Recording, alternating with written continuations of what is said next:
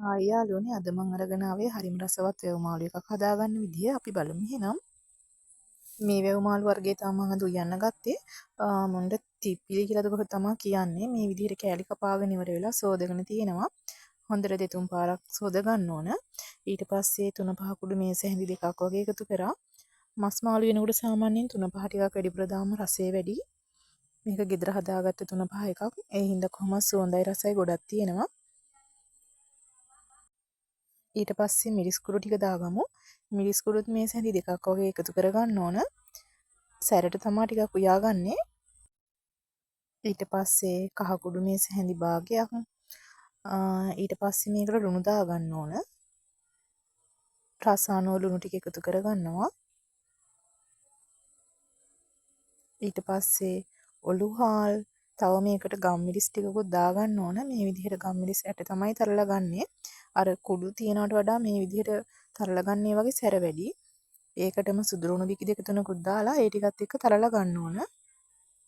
ඊට පස්සේ මේ විදිහට දාලා ඉවර වෙලා බීලුණු කෑල්ලකුත් දාලා තව මේකට කරපිංචා ඒ ටිකත් එකතු කරගන්න ඕන.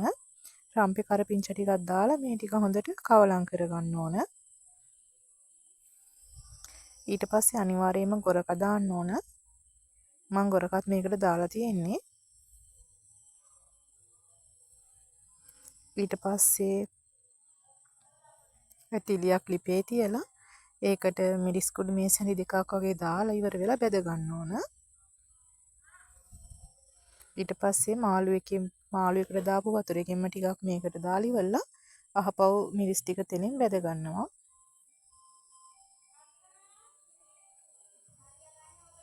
මේ විදිහට සාමාන්‍යයෙන් ටිකක් රන්වන් පාට වගේ වෙනකම් මිරිස් ටික බෙදගෙන ඉවර වෙලා අපි හදාගත්ත මාළු එක මේකට එකතු කරනවා.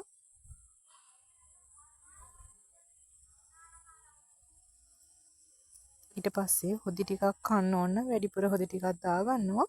සාමාන්‍ය මාළු කෑලි තැම්බෙන්න අවශ්‍ය ප්‍රමාණයට හොදි ටික දාගන්න ඕන. ඊට පස්සේ මේක විනාඩි 10ක් වගේ ලිපේ තියෙනකොට හොඳට තැම්බෙනවා. දර ලිපේ තමයි මම උයාගත්තේ. මේ විදිහට තමයි වැව් මාළු එක උයාගත්තේ. හරිම රසයි. ගමේ කෑමක් හරිම රසවත්. හදලා බලන්න.